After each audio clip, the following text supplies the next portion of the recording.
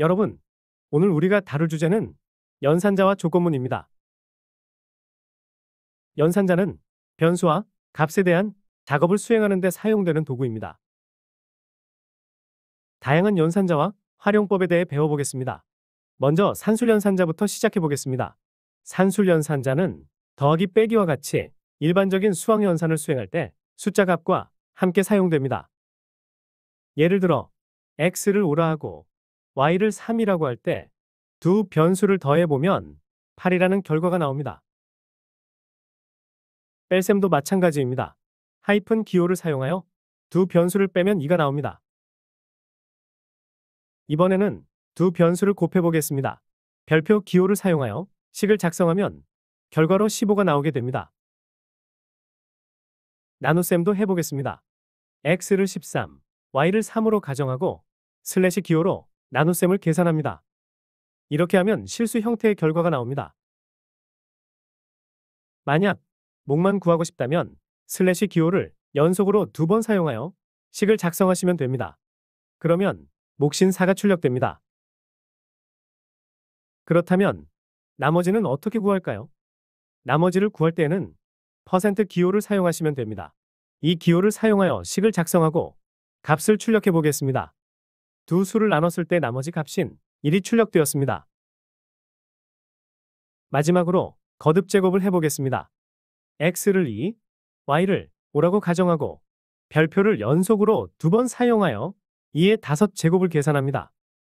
x자리는 밑에 해당하고 y자리는 지수에 해당하므로 유의해서 작성하세요. 이번에는 비트 연산자에 대해 배워보겠습니다. 비트 연산자는 이진수를 비교하는 데 사용됩니다. 먼저 AND입니다. AND 마크를 사용하여 식을 작성합니다. 그리고 각 비트를 비교하여 두 비트가 모두 1이면 1로 설정하고 그렇지 않으면 0으로 설정합니다.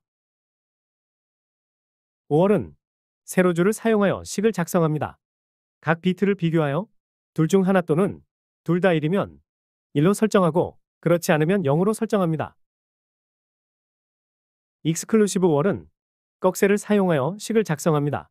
각 비트를 비교하여 하나만 1이면 1로 설정하고 그렇지 않으면 0으로 설정합니다. 다음은 낫입니다. 물결 표시를 사용하여 각 비트를 반전시킵니다. 제로 채우기 왼쪽 시프트는 작다 기호를 2번 사용하여 식을 작성합니다. 오른쪽에서 지정된 개수의 0을 삽입하고 같은 양의 맨 왼쪽 비트가 떨어지도록 합니다. 부어있는 오른쪽 시프트는 크다 기호를 2번 사용하여 식을 작성합니다. 그리고 각 비트를 지정된 횟수만큼 오른쪽으로 이동시킵니다. 이때 왼쪽에 생기는 빈 구멍은 0으로 채워집니다. 이번에는 할당 연산자입니다. 더하기, 곱하기, 나누기부터 방금 전에 배운 비트 연산자를 사용하여 변수의 값을 할당하는 데 사용합니다. 다음으로 비교 연산자에 대해 배워보겠습니다. 비교 연산자는 두 값을 비교하는 데 사용됩니다. 두 값이 동일하다는 의미를 표현하기 위해서는 등호를 2번 사용하여 식을 작성합니다. 두 값이 같지 않다는 것을 표현하기 위해서는 느낌표와 등호를 사용하면 됩니다. 이번엔 두 값의 크기를 비교해 보겠습니다. 보다 큰 경우에는 크다 기호와 등호를 사용합니다. 보다 작은 경우에는 작다 기호와 등호를 사용합니다. 보다 크거나 같은 경우에는 크다 기호와 등호를 사용합니다. 이때 크다 기호는 왼쪽, 등호는 오른쪽에 위치해야 합니다.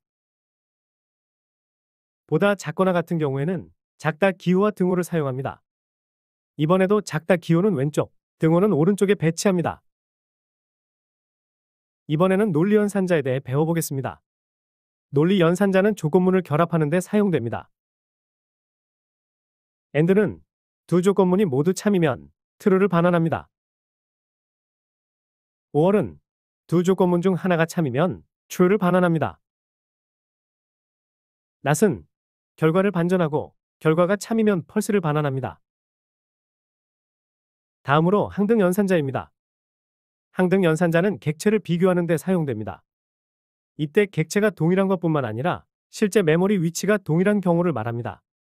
is는 두 변수가 동일한 객체이면 true를 반환합니다. is not은 두 변수가 동일한 객체가 아닐 때 true를 반환합니다. 예제를 통해 살펴보겠습니다. 그러면 true, false, true 순으로 값이 반환됩니다.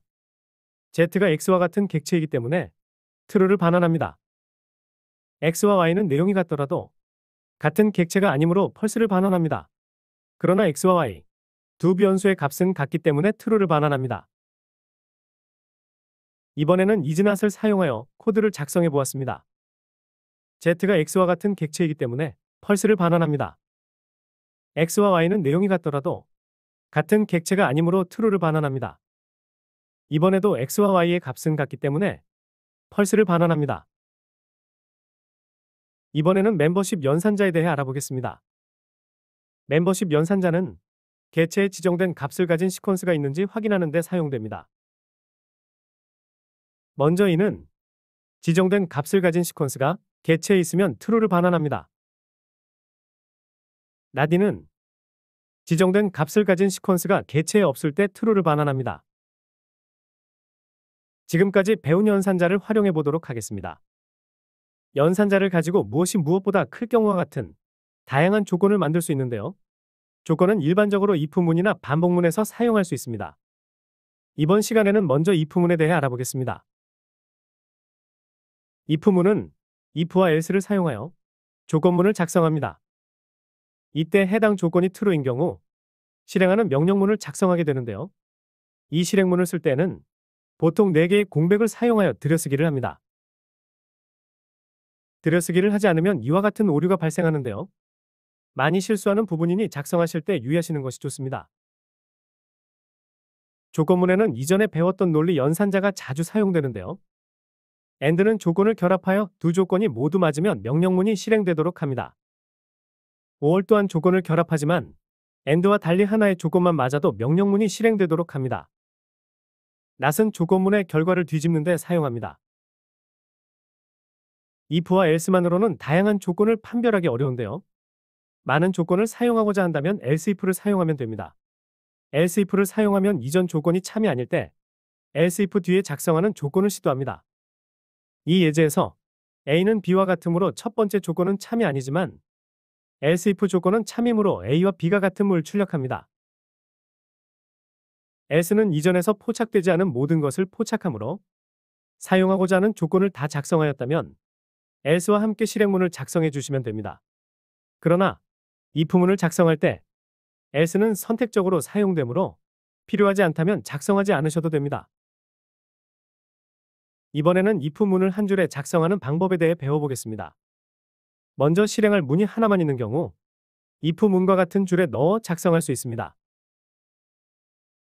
만약 실행할 명령문이 if와 else에 하나씩만 있는 경우에는 모두 같은 줄에 입력할 수 있습니다. if문은 if문 안에 또 다른 if문을 넣어서 사용할 수 있습니다.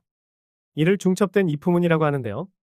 들여쓰기를 하여 중첩 사용이 가능합니다.